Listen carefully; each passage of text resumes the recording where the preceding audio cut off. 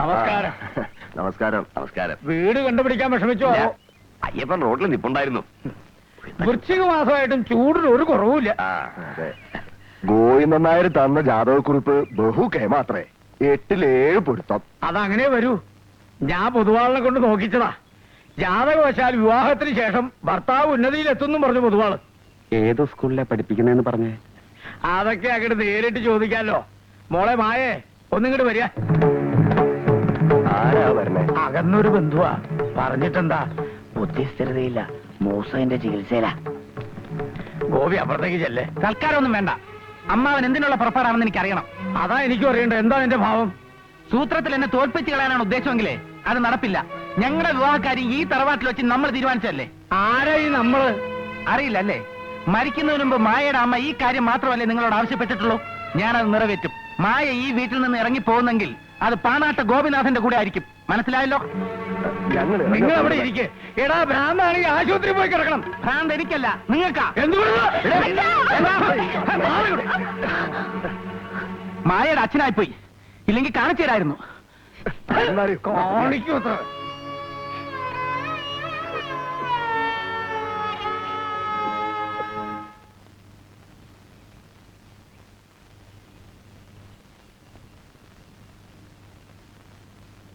മോളങ്ങോട്ടാ? ഇന്ദു ചേച്ചിനെ കാണാൻ. എന്താ കാര്യം? ഒന്നുമില്ല, വെറുതെ കാണാനാ. കയ്യിലെന്താ? ഒന്നുമില്ല. കയ്യിലെന്താണെന്ന് അതിങ്ങ് തരൂ. ഞാൻ തരില്ല. ഇന്ദു ചേച്ചിയുടെ കയ്യിലേക്ക് കൊടുക്കാവോ? തരാനാ പറഞ്ഞത്.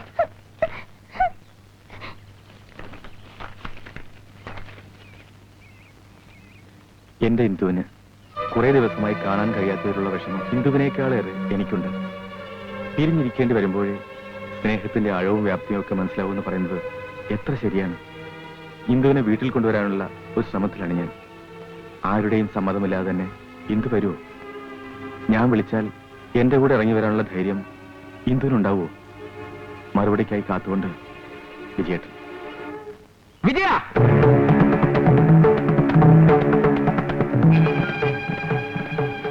ഗോപിയേട്ട. ഗോപിയേട്ടനോ? ആരാണോ നിന്റെ ഗോപിയേട്ടൻ? ഇരുന്ന് സംസാരിക്കാം, വെറുതെ ബഹളം ഉണ്ടാക്കരുത്. ബഹളം ഉണ്ടാക്കാൻ തന്നെയാ വന്നിരിക്കുന്നത്. ഈ കല്യാണം നടത്താൻ സമ്മതിക്കില്ലെന്ന് ഞാൻ നേരത്തെ പറഞ്ഞിട്ടുള്ളതല്ലേ. പിന്നെ എന്താണ് ഇതിന്റെ അർത്ഥം? ഇന്ദുവിന്റെ സമ്മതം ചോദിച്ചോ നിങ്ങൾ? അവളുടെ രക്ഷകർത്തൃത്വം നീ ഏറ്റെടുക്കണ്ട. നീ വിളിച്ചെടുത്ത് ഇറങ്ങി വരാൻ അവളൊരു അനാഥ പെണ്ണുമല്ല. ഇന്ദുവിന്റെ കാര്യത്തിൽ എന്താ ചെയ്യണമെന്ന് ഞാൻ തീരുമാനിച്ചിട്ടുണ്ട്. അത് സമയമാകുമ്പോൾ നടത്തി കാണിച്ചു തരാം. എന്താണ് നീ ചെയ്യാൻ പോകുന്നത്? പറയൂ, പറയൂ. അതറിഞ്ഞിട്ടുണ്ട് ബാക്കി ഞാൻ പറയും. എന്താണ് നിനക്ക് ചെയ്യാനുള്ളത്? എനിക്ക്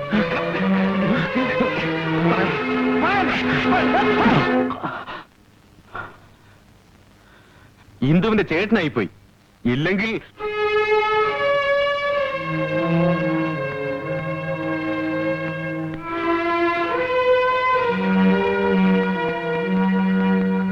ഞാൻ ഏതായാലും അപ്പുണ്ണിക്ക് കത്ത് എഴുതിയിട്ടുണ്ട്. എത്തിയാൽ ഉടനെ ഒരു സുദർശന ഹോമം, പിന്നെ ദേവിക്കൊരു തിറയാട്ട്. ഹോമവും തിറ അസുഖം വന്ന ഡോക്ടറെ കാണണം. ചികിത്സിച്ച് മാറ്റുന്ന രോഗം തന്നെ അത്. അതിപ്പോ ഹരി, ഇത് സാധാരണ പോലൊരു അസുഖമല്ലല്ലോ. അതന്നെയാ പറഞ്ഞത്. അതിന് സ്പെഷ്യലൈസ് ചെയ്ത ഡോക്ടറെ കാണണം. അവനെ കൊണ്ടുപോയി ഭ്രാന്തന്മാരുടെ ഡോക്ടറെ കാണിക്കണമെന്നാണോ നീ പറയണേ? അമ്മയുടെ വർത്താനം കേട്ട തോന്നുന്നു ഇതാരോ മനഃപൂർവ്വം വരുത്തി വെച്ചതെന്ന്. അമ്മയെ ഭ്രാന്ത് ഒരു രോഗം തന്നെയാണ്. അതിപ്പോ എങ്ങനെ ഗോപി ഒന്ന് അറിയിക്കുക? ഞാൻ പറഞ്ഞോളെ ഏട്ടനോട്. സാവധാനത്തിൽ ഹോസ്പിറ്റലിൽ എത്തിച്ചാൽ മതിയല്ലോ. എന്റെ ഒരു കൂട്ടുകാരന്റെ ബന്ധു കൂടി ഡോക്ടർ. ആർക്കും ഒരു ദ്രോഹം ചെയ്യാത്ത എന്റെ കുട്ടിക്ക് ഇങ്ങനെ വന്നല്ലോ എന്റെ ഈശ്വര. ഭഗവതി കാക്കണേ. അപ്പൊ ഇത്ര വരെ എത്തി കാര്യങ്ങളല്ലേ? എന്ത് പറ്റി നിന്റെ നെറ്റിയില്? കുടുംബത്തിന് വേണ്ടി രാപ്പകൽ കഷ്ടപ്പെട്ടതിന് എനിക്ക് കിട്ടിയ കൂലി. ഇപ്പൊ എനിക്ക് ഭ്രാന്താത്രേ. അമ്മ കൂടി ഇതിന് കൂട്ട് നിന്നല്ലോ എന്ന് ഓർക്കുമ്പോഴാ. മോനെ, നിനക്ക് എന്താ പറ്റിയത്? ഒന്നും പറ്റിയിട്ടില്ല. എന്റെ മനസ്സിൽ ചില കണക്കൂട്ടലുകളൊക്കെ ഉണ്ട്. അതിപ്പോ നിങ്ങളോട് പറയാൻ പറ്റുന്ന മാനസികാവസ്ഥയിലല്ല ഞാൻ. എല്ലാവരും നിന്നെ കുറിച്ച് എന്തൊക്കെയാ പറയുന്നുണ്ട്. അത് നിങ്ങളുടെയൊക്കെ നാവിൽ നിന്ന് പുറപ്പെട്ട വർത്തമാനങ്ങൾ തന്നെയാ.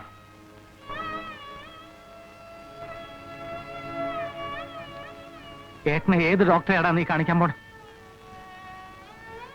അതിനു മുമ്പ് ഇവിടെ മറ്റു ചില കാര്യങ്ങൾ എനിക്ക് തീരുമാനിക്കാനുണ്ട്. എന്താ നിന്റെ ഭാവം? നേരം നോക്കി ആഹാരം ഉണ്ടാക്കുന്ന കുടുംബത്തിൽ നിന്ന് കല്യാണം വേണ്ടെന്ന് പറഞ്ഞാണോ ഏട്ടൻ ചെയ്ത് തെറ്റ്? ഇപ്പൊ അതൊന്നും ആലോചിക്കണ്ട. അതിനൊക്കെ സമയമുണ്ടല്ലോ. ഇല്ല. പെൺകുട്ടികൾ ഏത് വഴിക്കാ പോണെന്ന് അമ്മയെങ്കിലും ഒന്ന് ശ്രദ്ധിച്ചോ. അവൾ ഒളിച്ചോടാൻ പോവാത്രേ. ഞാൻ അവൾക്ക് ആരുമല്ല. എങ്കിൽ പിന്നെ അതൊന്നും ഒന്ന് കാണുമല്ലോ. എന്താ ഗോപി ഇത്? ഈ ഉമ്മറത്ത് നിന്ന് പുറത്തോട്ട് ഇറങ്ങിയാൽ അറിയാം കാര്യങ്ങൾ. വീട്ടുകാരെ സമ്മതിച്ചില്ലാച്ച ഒളിച്ചോട്ടം. എവിടെ പോയി ഒളിക്കോളി നീ? ആശയമോഹം തീരുമ്പോ തിരിച്ചിങ്ങോട്ട് വന്നൊന്ന് കരഞ്ഞു തീർത്താൽ മതിയല്ലോ അല്ലേ? ഇന്ദു,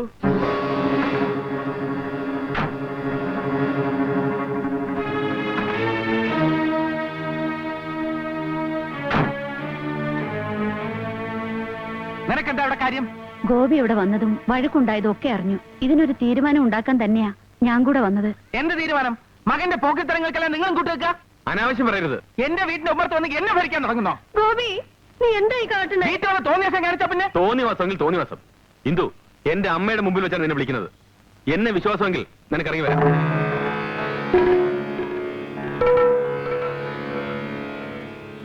ഞാൻ അവളുടെ ഏട്ടനാണെങ്കിൽ അവളെ പടി കടന്ന് പുറത്തേക്ക് വരില്ല. ഗോപി, നീ ഇനിയും പ്രശ്നം ഉണ്ടാക്കരുത്. ഞാൻ എന്ത് ചെയ്തു എന്ന് അമ്മയെ പറയണേ?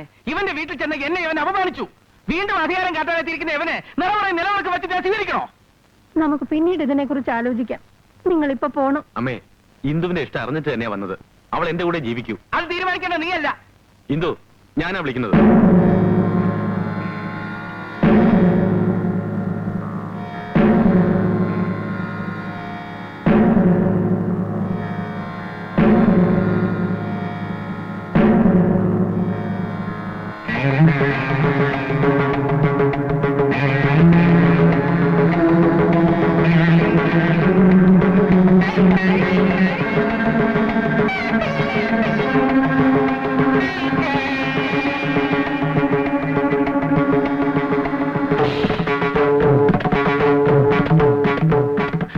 ഇത്രയും കാലം പോറ്റി വളർത്തി എന്നെക്കാൾ വിശ്വാസം നിനക്ക് തെണ്ടിയല്ലേ?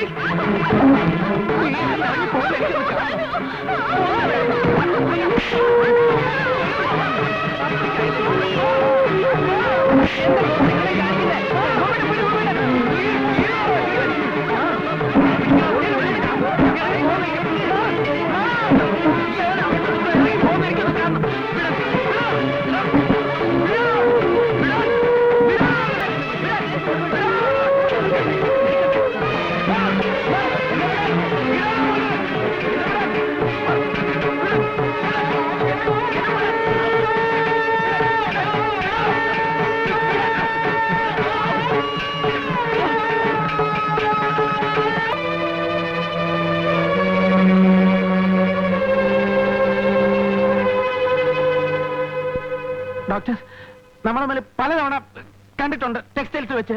ഞാൻ ഗോപിനാഥൻ. അവസാനമായിട്ട് വൈഫായിട്ട് ഒരു കാഞ്ചീപുരം സാരി എടുത്തു, മെറൂൺ കളർ. അതിന് മാച്ചിങ് ആയി ബ്ലൗസ് പീസ് ഞങ്ങളുടെ കടയിൽ ഇല്ലാത്തതുകൊണ്ട് ഞാൻ വേറൊരു കടയിൽ പോയി സംഘടിപ്പിച്ചു തന്നു. ഓർക്കുന്നുണ്ട്. ആ, ഇപ്പൊ മനസ്സിലായല്ലോ. എനിക്കൊരു അസുഖമില്ല. വേണമെങ്കിൽ സാറ് ടെസ്റ്റ് ചെയ്ത് നോക്കിക്കോണം, അപ്പൊ മനസ്സിലാവും. നിങ്ങൾക്ക് അസുഖമുണ്ടെന്ന് ഞാൻ പറഞ്ഞു ഇല്ലല്ലോ?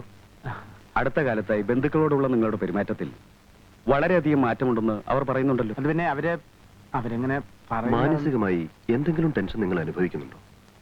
തുറന്നു പറയണം. മനസ്സിന് ഒരു സ്വസ്ഥതയില്ലായിരുന്നു എന്നുള്ളത് സത്യമാണ് ഡോക്ടർ. കാരണം പ്രത്യേകിച്ച് പറയാൻ കാരണമൊന്നുമില്ല. എന്തായാലും ഗോപിയെ ഞാനിവിടെ അഡ്മിറ്റ് ചെയ്യാൻ പോകും. അയ്യോ അതിനുള്ള അറേഞ്ച്മെന്റ് ചെയ്തോളൂ. ശരി ഡോക്ടർ. അയ്യോ, അങ്ങനെ പറയരുത് ഡോക്ടർ, പ്ലീസ്. എനിക്ക് അസുഖമൊന്നുമില്ല. സി മിസ്റ്റർ ഗോപി, ഭ്രാന്തുള്ളവർ മാത്രമല്ല ഇവിടെ പേഷ്യൻസ് ആയിട്ടുള്ളത്. മാനസികമായി പിരിമുറുക്കം അനുഭവിച്ചുകൊണ്ടിരിക്കുന്നവർക്ക് ടെൻഷൻ റിലീവ് ചെയ്ത് കിട്ടാൻ ഞങ്ങളുടെ ചികിത്സ സഹായിക്കാറുണ്ട്. ഡോക്ടർ, എനിക്ക് വീട്ടിൽ പോയേ പറ്റൂ. ഞാൻ വേണമെങ്കിൽ ഡോക്ടർ ദിവസം ഇവിടെ ഒന്ന് കണ്ടോളാം. ഒരു രോഗിയായിട്ടല്ല, കുറച്ചു ദിവസത്തെ വിശ്രമം ആവശ്യമുള്ള ഒരാളായിട്ടാണ് നിങ്ങൾ ഇവിടെ കഴിയാൻ പോകുന്നത്. ഡോക്ടർ പ്ലീസ്, അങ്ങനെ പറയരുത്. എനിക്ക് ഒരു അസുഖമില്ല. പേടിക്കാനൊന്നുമില്ല. എന്തൊക്കെയോ ചില ഹലൂസിനേഷൻ, അതായത് മാനസിക വിഭ്രാന്തി കൊണ്ടുണ്ടാവുന്ന ചില അസാധാരണമായ പെരുമാറ്റം. ഒരു രോഗിയാണെന്ന മട്ടിൽ നിങ്ങൾ ആരും അയാളോട് പെരുമാറാൻ പാടില്ല. അത് അയാളെ കൂടുതൽ വയലന്റ് ആക്കും. അതുകൊണ്ട് ഇവിടുത്തെ പേഷ്യൻസിന്റെ യൂണിഫോം പോലും ഞാൻ അയാൾക്ക് കൊടുക്കുന്നില്ല. എനിക്ക് അസുഖമില്ല ഡോക്ടർ, പ്ലീസ്. ഞാൻ പറയുന്നു, പേടിക്കാനൊന്നുമില്ല. നിങ്ങൾ ബഹളം വെക്കരുത്. എന്നെ വിശ്വസിക്കും ഡോക്ടർ. എനിക്ക് അസുഖമൊന്നുമില്ല. എനിക്ക് ഒരു രോഗമില്ല. Doctor please, please doctor. ഞാൻ പറയുന്ന ഒന്ന് വിശ്വസിക്കും ഡോക്ടർ, പ്ലീസ് പ്ലീസ്. ഞാൻ പറയുന്ന ഒന്ന്.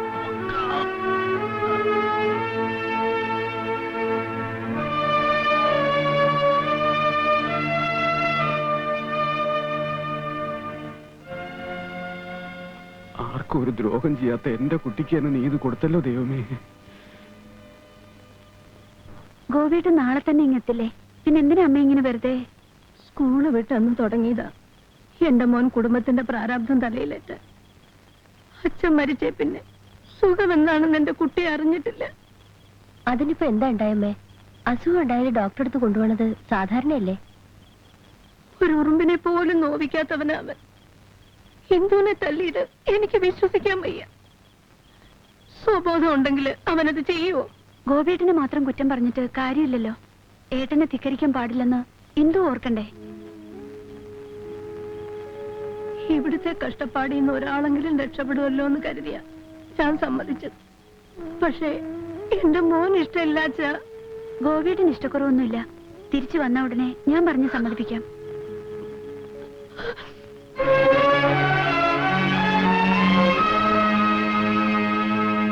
ഹരി, ഗോപിയേട്ടനെ പറ്റി ഡോക്ടർ എന്താ പറഞ്ഞത്? എന്തെങ്കിലും വിവരം നാളെ പറയൂ. ഹരി, എന്നോടെങ്കിലും സത്യം തുറന്നു പറയണം. പേടിക്കാനൊന്നുമില്ലെന്നാ പറഞ്ഞ്. നാളെ ഞാനും വരട്ടെ ഗോപിയേട്ടനെ കാണാൻ. അവര് സമ്മതിക്കുമെന്നറിയില്ല. അല്ലെങ്കിലും മായെടുത്തി വരാതിരിക്കുക നല്ലത്. ഞാനും വരും. എനിക്കെന്റെ ഗോപിയേട്ടനെ കാണണം.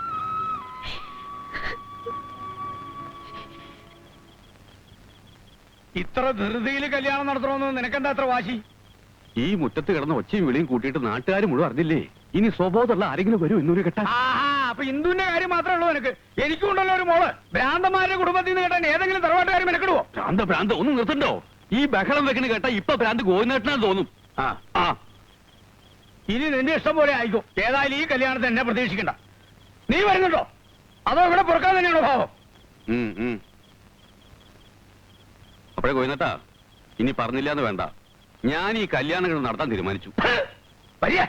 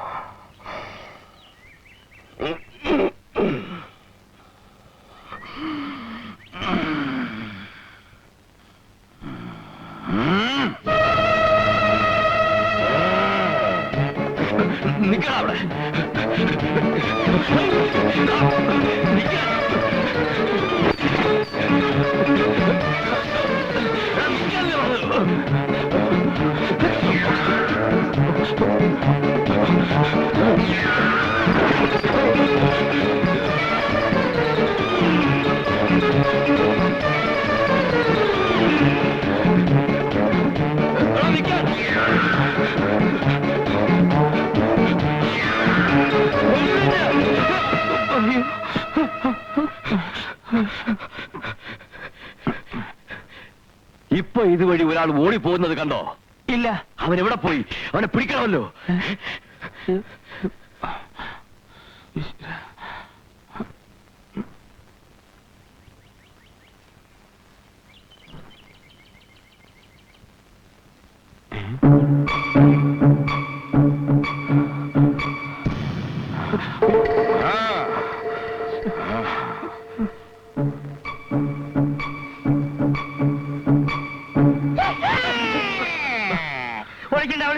ഞാൻ കണ്ടു. മേനോൻചേട്ടൻ ഇവിടെ എത്തി. നമ്മുടെ അർഷദ് മേധയായിട്ട് ഒരു ചെറിയ പണടം ഉണ്ടായിരുന്നു. ഒന്നുമില്ല, ഒരു 10 lakhs തിരിമറി. ഇവിടെ വന്ന് നോക്കുമ്പോൾ ഒരു 10,000 രൂപ മിസ്സിങ്. അത് പനമല കുഞ്ഞിരാമനാർക്ക് കൊടുത്തോ തട്ടകത്ത വർഗീസിന് കൊടുത്തോ ഒരു പിടിയും കിട്ടുന്നില്ല. നീ എന്താ ഇവിടെ വല്ല പണടം അവിടെ ഉണ്ടോ? അല്ല, അതെ. നിനക്ക് എത്ര പണം വേണം? 1 2 3 4 5 6 7 8 9 10 11 12 15 16 15 16 17 18 19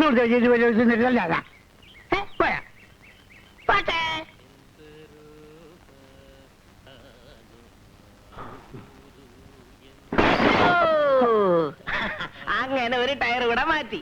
ടയറോ? അതെ, ഇവിടെ ആർക്കും ഒരു ഉത്തരവാദിത്തമില്ല. ഈ ബസ് ബ്രേക്ക് ഡൗൺ ആയി കിടക്കാൻ തോട്ടെ എത്ര ദിവസമായി അറിയോ? വേണമെങ്കിൽ കേറി ഇരുന്നോ. പക്ഷേ ഈ ബസ് ഓട്ടൊന്ന് പോകത്തില്ല.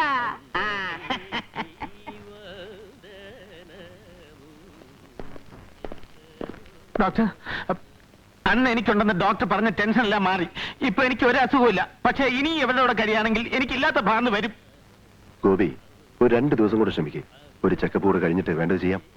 ഡോക്ടർ, എങ്ങനെയെങ്കിലും പ്ലീസ്. തൽക്കാലം ഒരു കാര്യം ചെയ്യാം. ഗോപി ഇവിടുന്ന് പേവാറിലേക്ക് മാറ്റാം. പിന്നെ മുറി തന്നെ എപ്പോഴും ഇരിക്കണമെന്നില്ല, മുറ്റത്തൊക്കെ പോയി റിലാക്സ് ചെയ്തൂടെ? ഉം?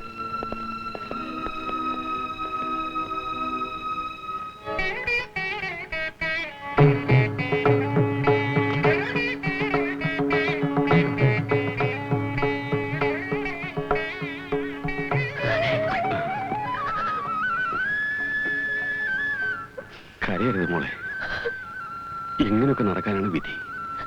ഗോപിയേട്ടന്റെ കാര്യം ഓർക്കുമ്പോഴാ എനിക്ക് മോളെ ഇഷ്ടമുള്ള ഒരാളുടെ കൂടെ പറഞ്ഞയക്കുന്നതിൽ അവന് സന്തോഷിക്കുന്നുണ്ടാവും. അവന്റെ മനസ്സിന്റെ വിഷമം കൊണ്ട് എന്തെങ്കിലും പറഞ്ഞിട്ടുണ്ടാവും. വിഷമിക്കണ്ട.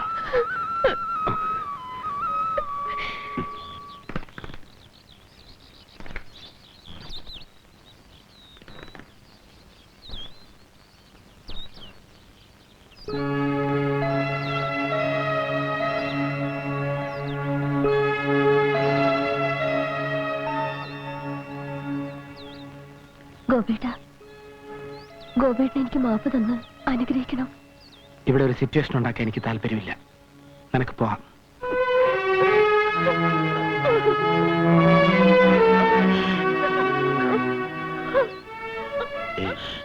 സാരില്ല, വാ.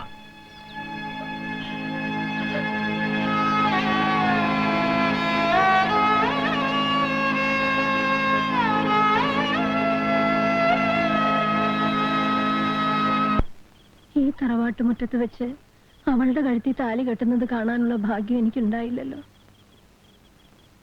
അവൾക്കൊരു ജീവിതം കിട്ടിയതിൽ സന്തോഷിക്കല്ലേ വേണ്ട ജാനകി? അവരാശുപത്രിയിൽ ചെന്നിട്ട് ഗോപി മുഖത്ത് പോലും നോക്കിയില്ലത്രേ. ഈ കല്യാണം നടത്താൻ ഞാനും കൂട്ടുനിന്നു തോന്നുന്നുണ്ടാവുമോ ഗോപിക്ക്? നീ എന്തിനാ ഈ ആവശ്യമില്ലാത്ത കാര്യമൊക്കെ ചിന്തിക്കണേ? അവന്റെ ഇപ്പോഴത്തെ മാനസികാവസ്ഥയിൽ അങ്ങനെയൊക്കെ പെരുമാറിണ്ടാവും. കുറച്ചുകൂടെ നേരത്തെ കാവിൽ വിളക്ക് വെച്ച് വന്നുകൂടെ നിനക്ക്? അമ്മേ, മായ ചേച്ചി ആശുപത്രിയിൽ പോണെന്ന് പറഞ്ഞിരിക്കാ. ഞാനും കൂടെ ഒന്ന് പൊയ്ക്കോട്ടെ? അവിടെ എന്താ ഇപ്പോ മിണ്ടാണ്ടിരുന്നോ നീ? ഈ ആഴ്ച അവൻ ഇങ്ങ് എത്തുവോ ശങ്കര? എന്നാണ് ഡോക്ടർ പറഞ്ഞത്. മുകളിലൊരാളുണ്ടല്ലോ, ബാക്കിയൊക്കെ അയാളുടെ കയ്യിലാ. എന്റെ ഈശ്വര.